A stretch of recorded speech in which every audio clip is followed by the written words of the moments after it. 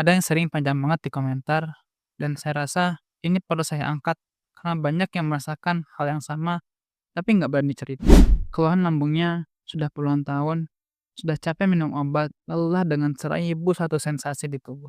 Bosan bolak-balik rumah sakit, udah USG, endoskopi, ronsen, kolonoskopi, dan terakhir didiagnosis radang usus.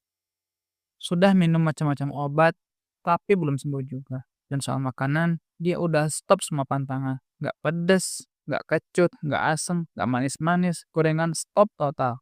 Sehari-hari cuma berani makan ayam, telur, sayur sedikit, seperti wortel, buncis, timun kentang, tumis dan goreng mini-mininya, itu udah dipantang bertahun-tahun. Tapi badan tetap nggak enak.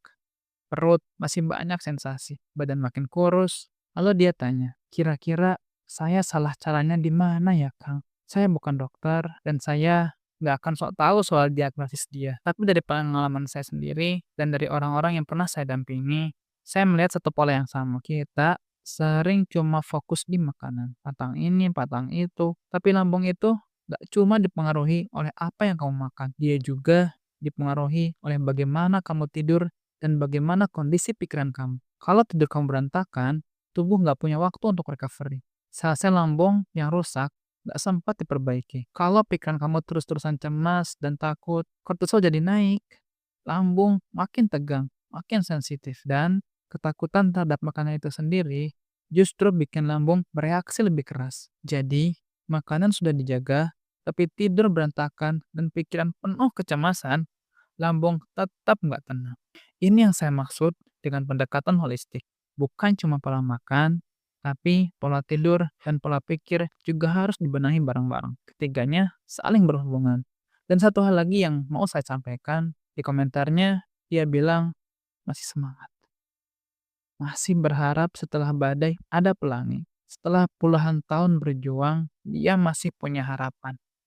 Saya mau bilang, jangan sampai semangat itu hilang. Jaga itu baik-baik.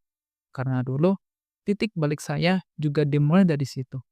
Bukan dari obat baru, bukan dari resep baru, tapi dari keputusan untuk nggak nyerah dan mulai melihat tubuh ini secara utuh. Bukan cuma lambungnya, tapi semuanya. Semangat untuk sembuh itu bagian dari ikhtiar. Dan kadang itu ikhtiar yang paling penting. Selama puasa, manfaatkan 3 momen yang ada. Sahur, buka, dan sebelum tidur. Isi dengan makanan padat nutrisi. Jaga tidur sebaik mungkin. Dan tenangkan pikiran dengan teknik nafas 446 seperti di video yang sebelumnya kita bahas. Zikir, istighfar, semua ini saling membantu. Ini bukan saran medis,